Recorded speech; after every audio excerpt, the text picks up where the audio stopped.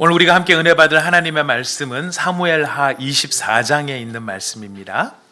우리는 지난주에 똑똑함을 넘어 거룩함이라고 하는 말씀으로 하나님께서 우리에게 주셨던 말씀을 받았습니다. 세상에서는 이제 우리가 똑똑하기를 원하고요, 손해보지 않기를 원하지만 하나님께서는 우리가 그 단계를 넘어서 하나님 앞에 거룩한 자, 거룩함이라는 것은 세상과는 다르다, 사람과는 다르다. 사람은 똑똑함을 찾을지 몰라도 하나님은 자비와 긍휼을 원하신다 하시는 그 거룩함의 자리로 우리를 부르셨습니다. 여러분, 지난 한 주간 그런 거룩함 가운데 한 발자국 더 가까이 나가셨습니까?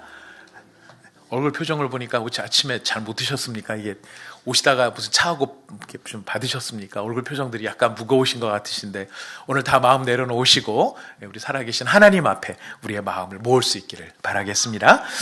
자, 오늘 우리가 24장, 사무엘하 24장의 말씀을 저희가 받게 됐는데요. 이 사무엘하를 끝으로 다윗은 약간 조연적인 역할로 바뀌게 됩니다. 열왕기상에 가면 다윗 이후에 솔로몬이 이제 뭔가 이렇게 주도적인 역할을 하게 되고요, 주연의 역할을 하게 됩니다. 근데 이 주연의 역할을 마치는 다윗이 주연이 되는 사무엘하의 마지막 장은 사실 생각보다 뭔가 좀 화려하게 끝나는 게 아니라 생각보다 뭔가 좀 나락으로 내려가는 다윗 같은 그런 느낌을 갖게 합니다.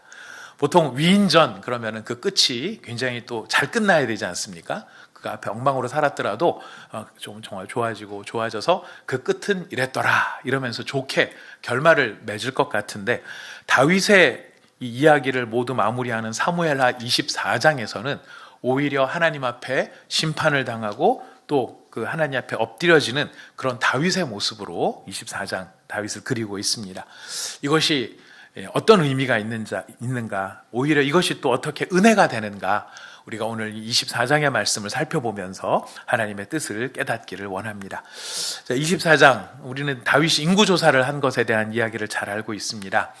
다윗이 인구조사를 하는 바람에 아주 어려운 일이 생깁니다. 여러분 아마 스토리를 아시겠지만은 인구조사를 하는 바람에 하나님께서 심판하셔서 이스라엘 사람들 가운데 7만 명을 3일 동안에 죽여버리십니다.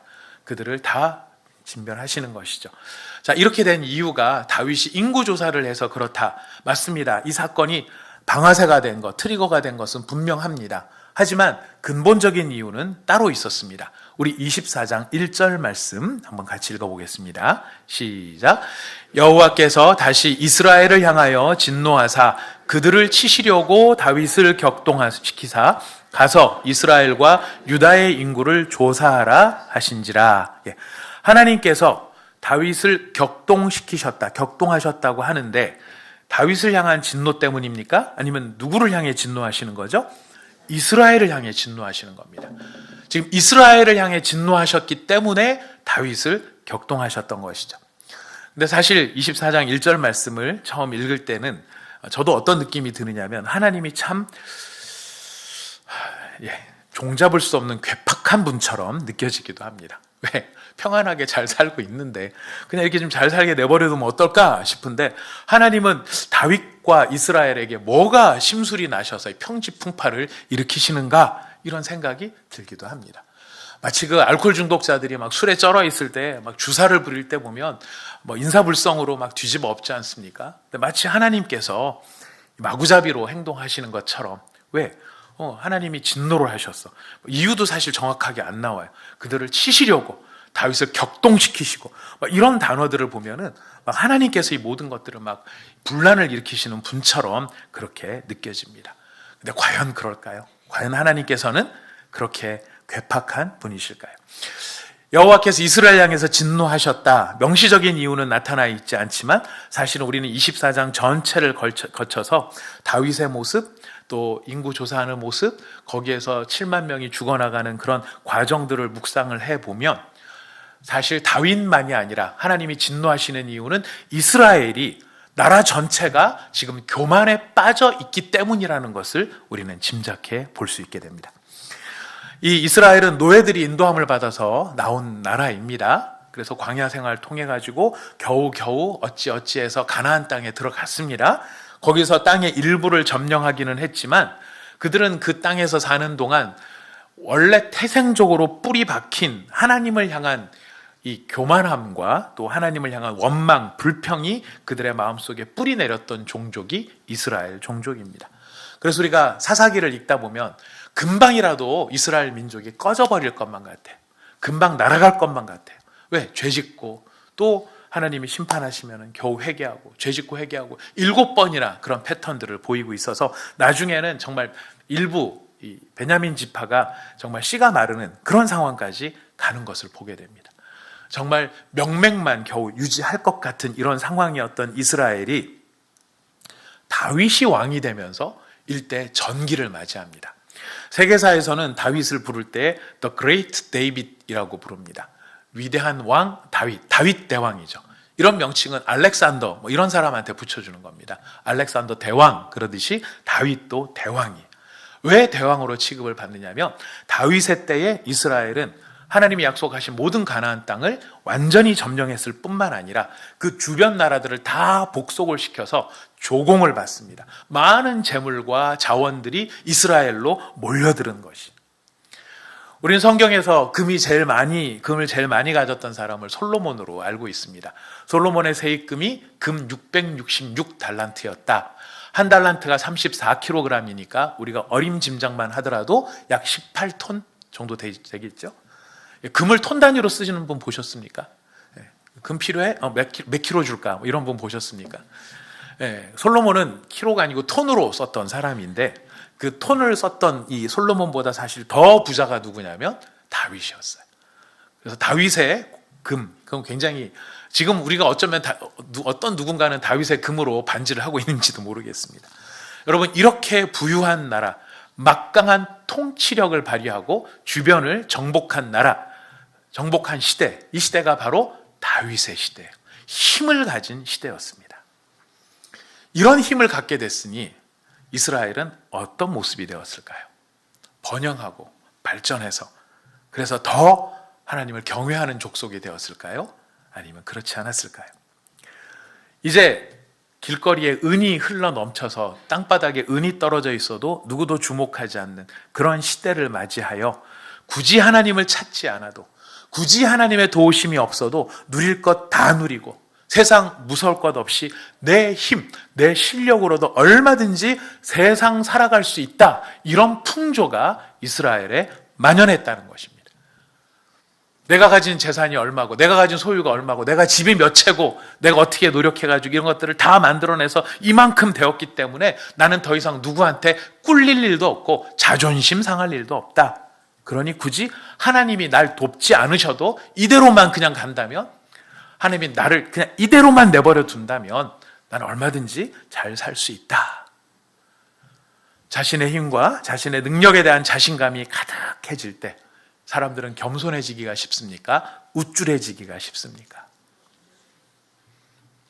우리 온사랑의 교회 성도님들은 다 겸손하셔서 힘이 넘칠수록 겸손하죠. 이스라엘 백성들은 우쭐해졌던 것 같습니다. 근데 이스라엘 백성들만 그런 게 아니라 문화 자체가, 상황 자체가 그런 거예요. 이스라엘 왕인 다윗도 역시 이런 마음에서 자만심과 우쭐함이 가득했던 것 같아요. 그게 방아쇠가 됐고요. 그게 마침내 터져버리게 되는 것입니다. 여러분, 우리 개인에게는요, 평소에 우리 다양한 성품들을 우리가 사실 가지고 있습니다. 근데 이 다양한 성품이 어떤 특정한 상황에서 발현될 때가 있거든요. 그때가 발현되지 않으면 보통 드러나지 않으니까 내한테는 그런 마음이 없다라는 생각이 들 수 있습니다. 근데 이런 생각은 또 특수한 상황이 되면 확 드러나고 울컥하게 되는 때가 있죠. 저도 개인적으로 이렇게 어려서 쭉 살아오면서 저희 어머님도 자주 말씀하셨지만 우리 아들은 참 성품이 좋은 것 같아, 부드러운 것 같아, 참 애가 겸손한 것 같아. 이게 늘 자랑이시기도 하셨던 것 같아요. 근데 저도 그런 줄 알았는데요. 네, 결혼을 하면서 저한테 그런 성격이 많이 있는 게 아니라는 것을 발견하게 되었습니다. 신혼 초부터 울컥하기 시작을 해서요. 예, 울컥, 뭐 사방에 울컥, 여기도 울컥. 네. 교회 사역을 하면서 울컥, 네, 개척을 하고서 울컥. 나중에 보니까 울컥이 저의 본성이라는 것을 발견하게, 그렇게 깨닫게 된 게 아닌가 싶습니다. 그런데 그런 여건이 되지 않으면 드러나지 않았을 때, 드러나지 않으니까 우리는 없다라고 생각하는지 모르겠습니다. 다윗한테도 그런 면이 있었던 것 같습니다. 그냥 믿음 좋은 사람, 하나님을 경외하는 사람, 원수를 용서할 줄 아는 사람, 이런 다윗으로 생각하다 보니 그의 마음속에는 부정적인 것이 그리 많지 않다고 생각을 했는지도 모르겠습니다. 하지만 그럴 여건이 돼서 안 나왔던 것뿐이지 다윗의 마음에서도 울컥하는 것들이 있었던 것이죠. 이것을 성경에서는 격동시켰다, 격동당했다라고 이야기를 합니다. 확 사로잡히는 것입니다. 그 상황 속에 확 사로잡히는 것입니다. 그 상황 속에 그 감정에 그냥 왕창 사로잡히는 것, 울컥해버리는 것이죠. 이게 격동이에요. 여러분, 밧세바를 바라보는 다윗의 눈빛을 우리는 상상해 볼 수 있습니다. 전 밧세바가 얼마나 이뻤을지는 모르겠습니다. 근데 밧세바가 이뻐서 다윗이 격동을 당한 부분도 있을 수도 있겠죠. 워낙 이뻤을 수도 있으니까요. 하지만 밧세바를 이쁘게 바라보는 다윗의 욕망이 다윗을 사로잡는 거예요. 욕망에 사로잡혀서 밧세바를 바라보는 다윗의 마음은 그냥 밧세바가 세상에서 제일 이쁜 것처럼 온통 밧세바를 생각하고 그에 대한 마음으로 사로잡히는 이 상황, 이게 격동된 상황인 것이죠. 이런 일만 있는 건 아닙니다.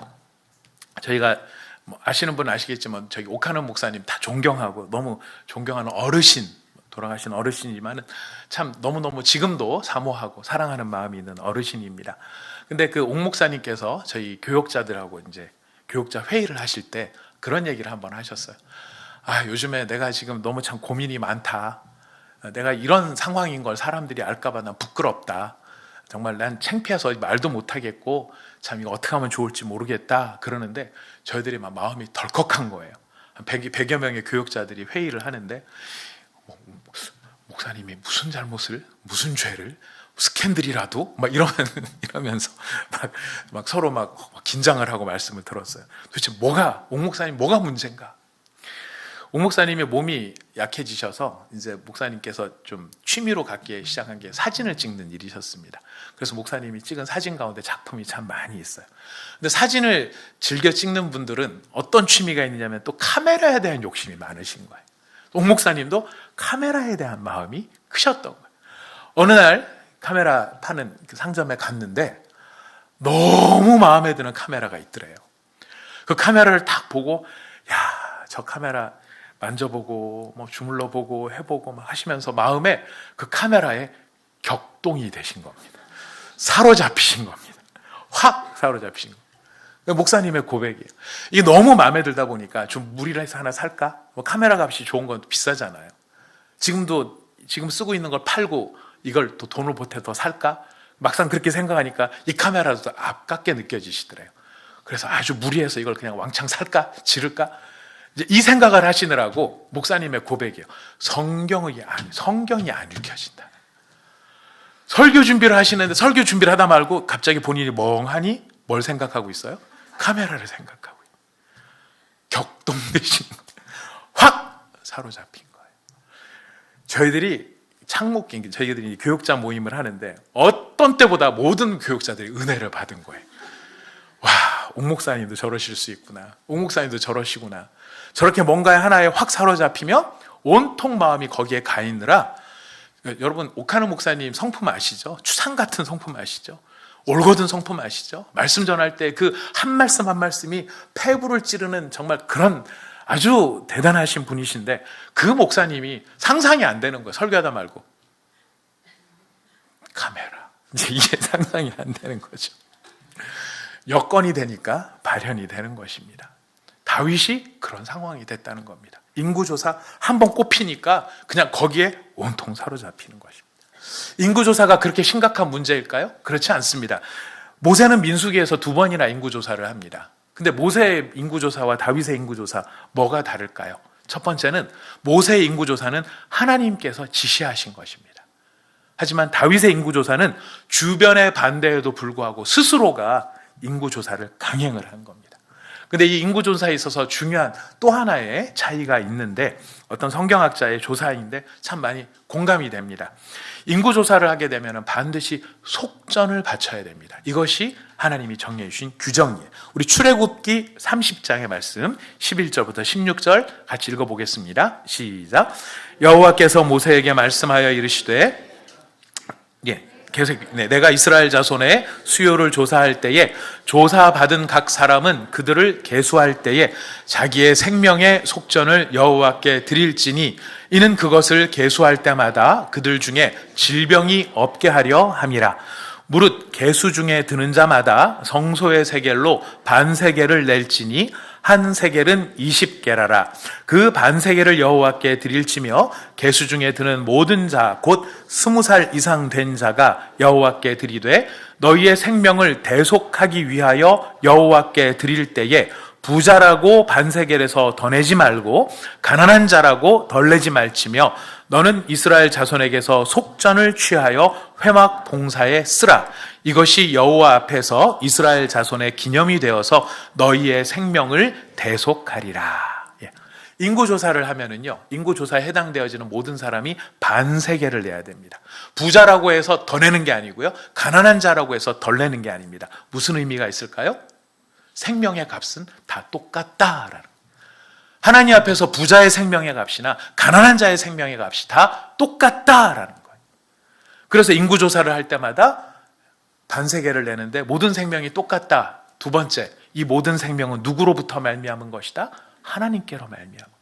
그러니 하나님께 생명의 값을 드리는 것이. 그래서 인구조사를 할 때마다 이스라엘 백성은 우리의 생명은 하나님의 것입니다.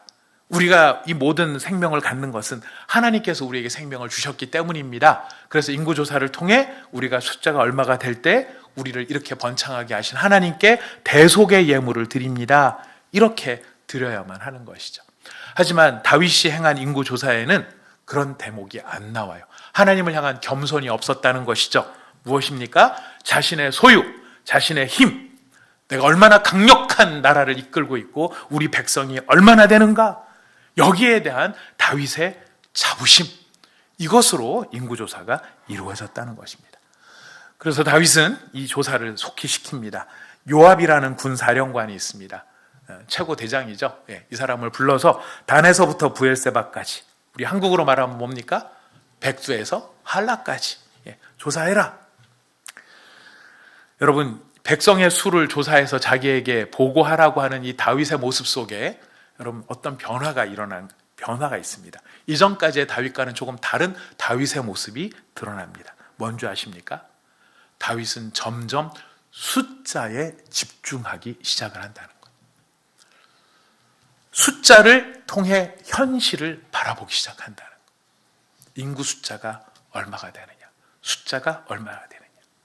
이 일은 10개월간 걸쳐서 진행이 됩니다. 그 결과 이스라엘의 80만 명, 유다의 50만 명, 칼을 들고 싸울 수 있는 군사로 쓸 수 있는 사람이 130만 명, 학자들에 따르면은 그래서 총 인구가 500만 명, 200만 명으로 들어왔던 나라가 500만 명으로 자라난 것입니다. 대단한 성장이죠. 힘입니다. 130만 명의 군대로 어딘들 못 쳐들어가며 130만 명의 잘 훈련된 병사들이 있다면 어느 나라가 우리에게 쳐들어올 것인가? 이게 다윗의 자부심이죠. 그런데 이 자부심이 깨어집니다. 지금 10개월 동안 다윗은 언제든지 인구조사를 중단시킬 수 있었습니다. 하나님을 향한 겸손이 아니라 자신의 마음에 있는 욕심 때문에 시작한 인구조사이기 때문에 다윗은 그만해. 이러면 안 되겠다. 그만해. 이렇게 중단시킬 수 있었는데 끝까지 갑니다. 끝까지 가서 결과가 나온 다음, 보고를 받은 다음, 희한하게도 무슨 이유 때문인지는 모르지만 다윗은 느닷없이 깨닫습니다. 내가 이거 잘못한 거구나. 우리 24장 10절 말씀을 읽어보겠습니다. 시작. 다윗이 백성을 조사한 후에 그의 마음에 자책하고 다윗이 여호와께 아뢰되 내가 이 일을 행함으로 큰 죄를 범하였나이다. 여호와여, 이제 간구하옵나니 종의 죄를 사하여 주옵소서. 내가 심히 미련하게 행하였나이다 하니라. 앞서 다윗은 바세바 우리아 사건 때 하나님으로부터 지적을 받은 것을 지난 수요일 날 우리가 말씀을 나눈 적이 있습니다. 바세바 우리아 사건의 가장 잘못된 점은 무엇일까요? 그가 간음을 행했다, 살인을 행했다가 아니었습니다. 하나님께서 다윗에게 지적하신 것은 네가 나를 업신여겼다라는 것입니다. 다윗을 이스라엘의 왕으로 세우신 분도 하나님이시고 사울로부터 건져주신 분도 하나님이시고 다윗이 필요한 모든 것을 제공해 주신 분이 하나님이신데 지금 다윗은 하나님 앞에 어떻게 행동하느냐, 이 모든 것을 마치 내 힘으로 얻고 내 실력으로 갖춘 것처럼 이거 내 거야, 그러니 내 마음대로 할 거야. 밧세바 우리아 사건의 본질은 바로 하나님을 업신여기는 다윗의 태도였음을 하나님이 지적하셨습니다. 인구조사도 마찬가지라는 겁니다. 이 생명 누가 주신 건데, 하나님이 다 주신 건데 다윗은 이 모든 상황에서 이 모든 것을 내 힘, 내 권력, 내 나라, 내 것처럼 행동하고 있었다는 것이죠. 이 사실을 깨닫는 것입니다. 내가 하나님을 업신여긴 것이구나. 다윗은 이런 고백으로 하나님 앞에 나갑니다. 하나님, 제가 깨달았습니다. 제가 하나님을 업신여겼습니다. 제가 이 모든 걸 내 것처럼 여겼습니다. 내가 큰 죄를 범했습니다. 밤에 기도한 것 같아요. 하나님 밤에 그 기도를 들으시고 아침에 선지자를 보내십니다. 어떤 선지자가 찾아오느냐면 갓이라는 선지자가 찾아와요. God, 갓이 아니고 다른 이름으로 갓 선지자가 찾아옵니다. 근데 여러분, 원래 지금 다윗의 주변에서 다윗에게 당신이 그 사람입니다 이렇게 지적했던 선지자는 나단 선지자였어요. 평소에 주변에 나단 선지자가 있었는데 왜 이때는 갓이라고 하는 선지자를 보내셨을까요? 이 갓은 언제 활동하던 사람이었냐면 다윗이 사울에게 쫓겨서 아둘람 굴에 도망가 있었을 때, 그 어려운 형편에 있었을 때 다윗과 함께하고 다윗에게 하나님의 뜻을 전해줬던 사람이 바로 갓 선지자였습니다. 그 사람이 찾아온 거예요. 무슨 뜻일까요? 부강해지는 나라를 강력하게 통치하는 다윗, 그 다윗이 어느 사이엔가 사울에게 쫓기던 시절에 지녔던 마음의 순수성을 잃어버렸다라는 것이. 사울에게 쫓겨다닐 때는 하루하루 생명을 연명하는 것이 감사였습니다. 오늘 살아남았다. 오늘 살아남았다. 그때는 다윗이 내 것이다 라고 할 만한 것이 하나도 없었어요. 내 생명도 내 게 아니에요. 언제 죽을지 모르기 때문에 내 생명도 내 게 아니에요. 그러던 시절에 하나님을 찾고 하나님을 구했던 시절에 하나님의 뜻을 전했던 그 사람이 가신 거죠. 무슨 의미가 있을까요? 하나님의 의도입니다. 하나님의 말씀입니다. 다윗아, 네가 아무것도 아니었던 시절을 기억하라 라는 것입니다. 네가 something이 되지 아니하고 nothing이었던 시절을 기억하라. 네가 쫓기던 시절을 기억해라. 광야와 들판과 동굴을 전전하던 그때 네가 여호와만을 왕으로 참 주인으로 모시고 의지하고 섬기던 때를 기억해라. 내일 일을 알지 못하고 어떤 것도 너의 것이라고 주장할 수 없었던 바로 그때를 기억해라. 밤으로 낮으로 나를 찾았고 나를 불렀고 나를 기쁨과 온전함으로 사랑했던 그때를 기억하라. 나의 존재만으로 너에게 충분했던 그때를 기억하라. 그 마음을 회복하라. 달리 말하면 무엇입니까? 첫사랑을 회복하라. 갓이라는 선지자 자체가 찾아온 게 다윗에게는 메시지였던 것이죠. 갓은 세 가지 선택지를 제시합니다. 7년의 흉년, 3개월의 쫓김, 3일 동안의 전염병. 다윗은 3일 동안의 전염병을 택합니다. 이유가 무엇일까요? 24장 14절입니다. 읽어보겠습니다. 시작. 다윗이 24장 14절 시작. 다윗이 갓에게 이르되 내가 고통 중에 있도다. 청하건대 여호와께서는 긍휼이 크시니 우리가 여호와의 손에 빠지고 내가 사람의 손에 빠지지 아니하기를 원하노라 하는지라. 다윗은 전염병을 선택합니다. 이유가 무엇입니까? 하나님이 긍휼하시다는 것을 알고 있기 때문이에요. 사람은 무자비하고 사람은 은혜를 모르고 사람은 배반하는 존재이지만 하나님은 긍휼이 풍성하심을 아니까 다윗은 3일 동안 하나님의 손에 들어가겠습니다. 엄중한 하나님의 심판이 다윗과 이스라엘에게 임합니다. 24장 15절입니다. 읽읍시다. 시작. 이에 여호와께서 그 아침부터 정하신 때까지 전염병을 이스라엘에게 내리시니 단에서부터 부엘세바까지 백성의 죽은 자가 7만 명이라. 밧세바 우리아의 사건의 결과 밧세바가 임신한 아기가 죽습니다. 인구조사를 한 결과 7만 명이 죽습니다. 하나님의 심판인 것이죠. 3일 동안 7만 명이 죽었다. 여러분, 이 비율만 놓고 생각을 한다면 500만 명이라는 숫자가 커 보여도 200일이면 다 소멸이 되는 것입니다. 이스라엘의 힘과 자부심이었던 그 힘이 1년도 못 되어서 바람 앞에 먼지와도 같이 다 불려 날아갈 수도 있는 존재라는 것을 하나님께서는 다윗에게 보여주십니다. 이 두려운 엄중한 상황 속에 이 일을 거치면서 놀랍게도 변화가 일어납니다. 어떤 변화인가? 다윗이 마침내 다시 다윗의 자리로 돌아왔다라는 것입니다. 우리는 지난 수요일 날 다윗이 밧세바 우리아 사건을 통해서 사울의 자리로 갔던 것을 기억합니다. 그 사울의 자리로 갔던 다윗을 하나님이 끄집어 내리셔서 다시 다윗의 자리로 돌아오게 하셨죠. 인구조사의 사건을 통해서 다시 다윗의 자리를 이탈했던 그 다윗을 하나님은 이 사건을 통해 다시 돌아오게 합니다. 어떤 자리로 돌아왔을까요? 기도하는 자리로 돌아옵니다. 하나님 앞으로 돌아온 것입니다.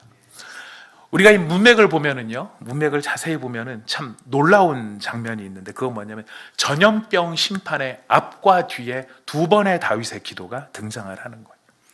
야심과 권력에 가득 찼고 자만심에 가득했던 다윗이 내가 지금 하나님을 상대하고 있구나, 이 상황은 하나님하고 상대하고 있는 상황이구나, 이거를 깨닫는 거예요.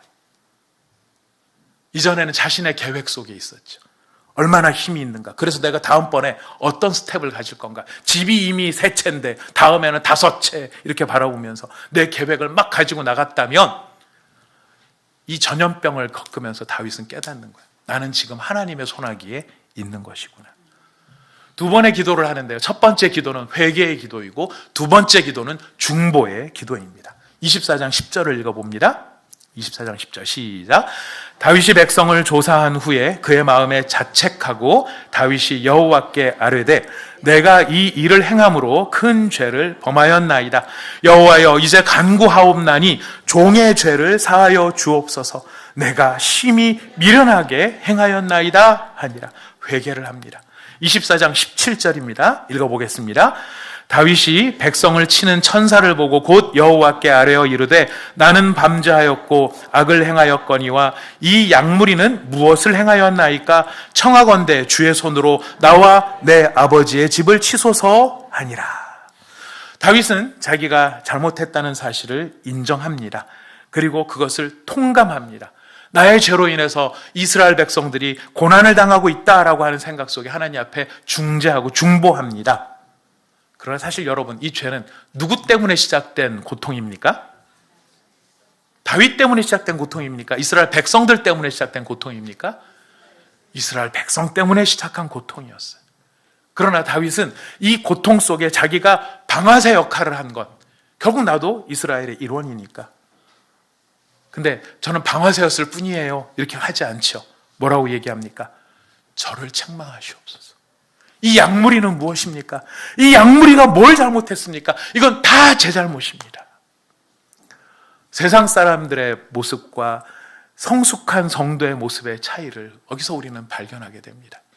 여러분, 세상에서 누군가 잘못하고 잘못이 드러났을 때 내가 잘못했습니다, 순순히 인정하는 사람을 보신 적이 있으신가요? 지난 한 주간 여러 가지 유튜브나 소식들 보니까 복잡해요. 연예인들도 복잡하고 정치인들도 복잡하고 다 복잡해요. 다 복잡한데 한 가지 공통점이 있더라고요.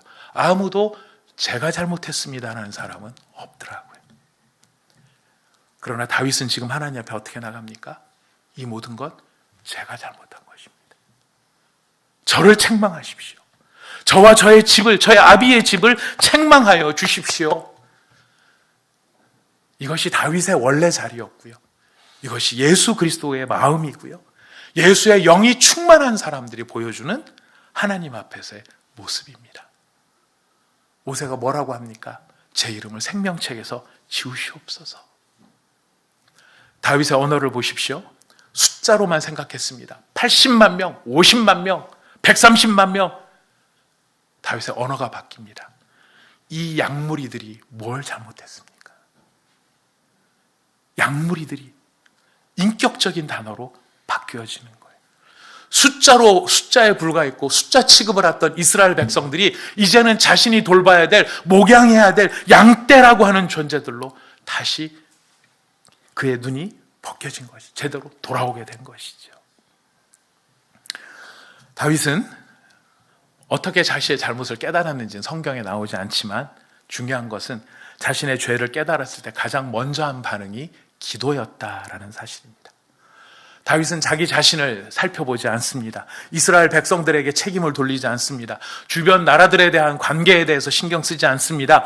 내 힘이 함축되어 있는 숫자를 더 이상 연연하지 않습니다. 다윗은 하나님을 상대하는 것입니다. 그래서 유진 피터스 목사님은 이렇게 다윗을 표현합니다. 다윗이 항상 하나님께 순종한 것은 아니다. 그러나 그는 항상 하나님과 교제한다.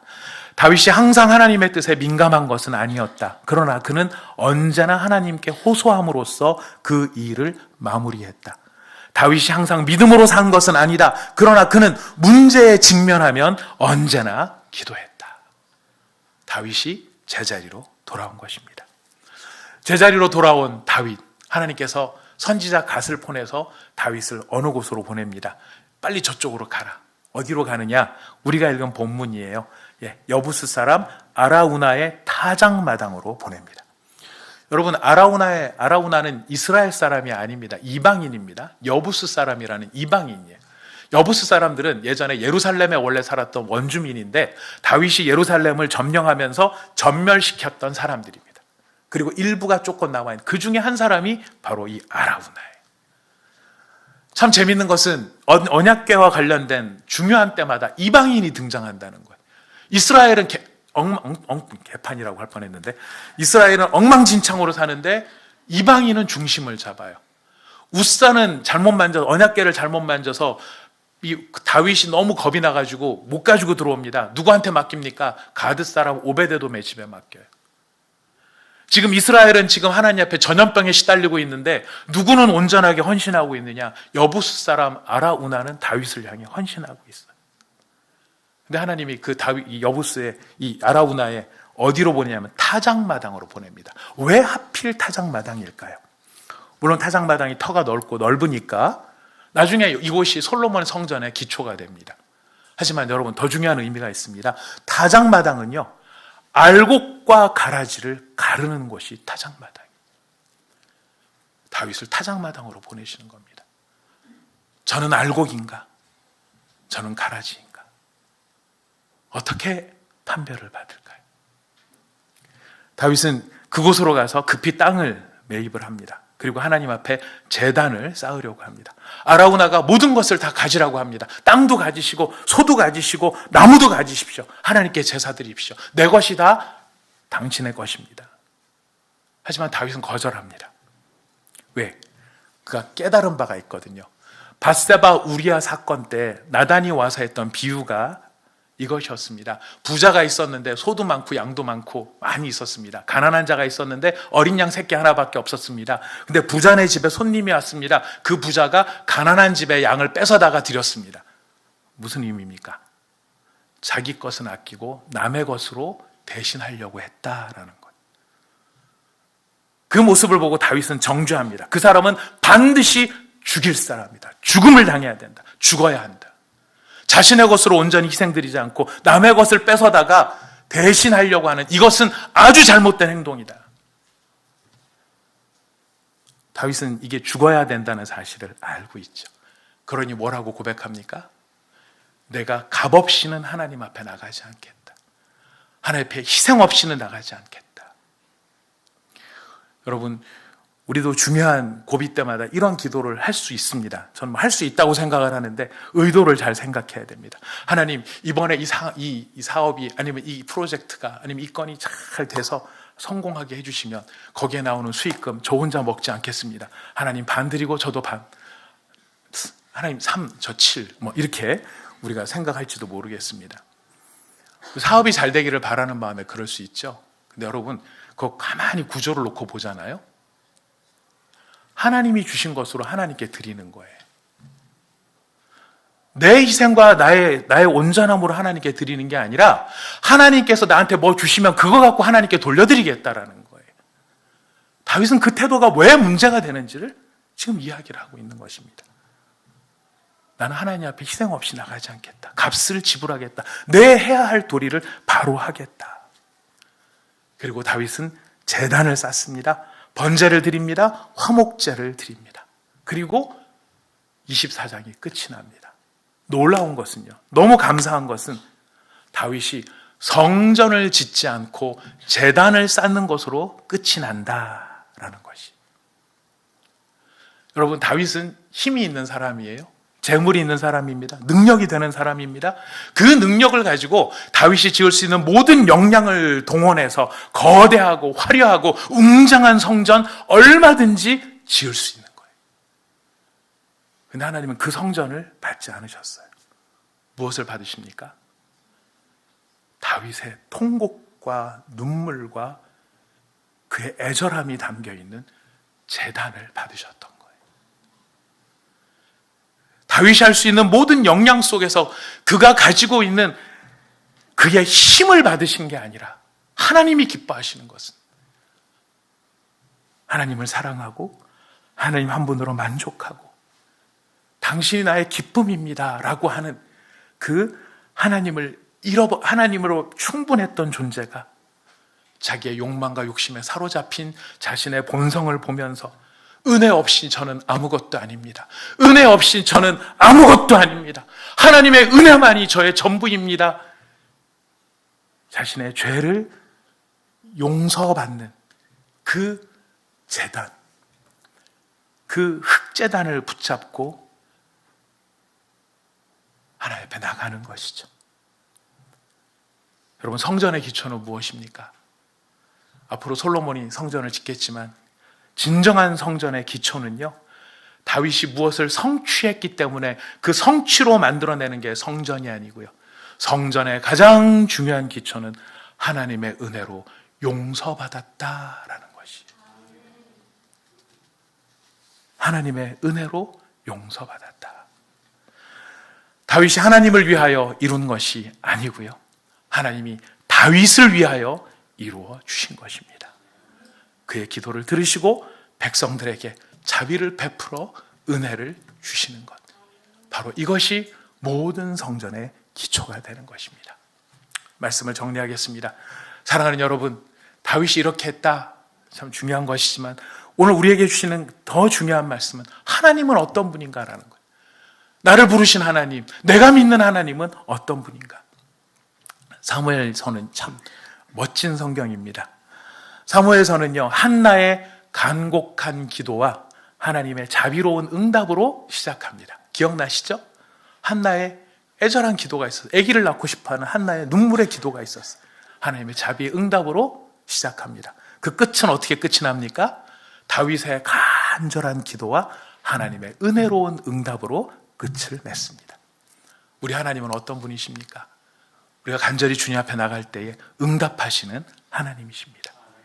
하나님은 어떤 분이십니까? 진실하고 겸손함으로 하나님과 동행하는 사람을 하나님은 기뻐하십니다.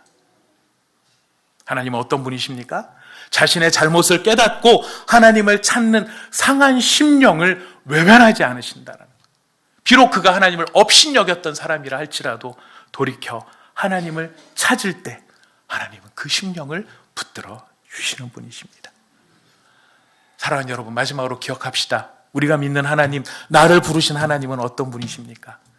긍휼과 자비가 크신 분이시고 은혜가 풍성하신 바로 그분이 내가 믿는 하나님, 우리가 믿는 하나님인 것입니다. 제가 오늘 김도영 집사님 기도를 들으면서 참 마음에 1부 때도 들었고 2부 때도 듣는데 들을 때마다 마음에 도전이 됐어요. 성공만이 아니라 실패도 감사입니다. 내가 잘된 것만이 아니라 잘못된 것도 감사입니다. 왜? 이 모든 것을 관장하신 하나님은 은혜로우신 분이시니까. 이 모든 것을 통해서 선을 이루실 것이니까. 사랑하는 여러분, 우리 하나님은 은혜로 충만하신 분이십니다. 우리가 그 하나님을 굳건히 붙잡고 나를 증명하고 나를 드러내는 것이 아니라 우리 하나님 앞에 눈물로 나가 제단을 쌓음으로 우리 하나님, 그 좋으신 하나님을 기뻐하며 즐거워하며 그 하나님으로 풍성해지는, 있어야 될 곳으로 제대로 돌아와서 그 하나님을 경외하는 저와 여러분이 다 되시기를 부탁드리겠습니다.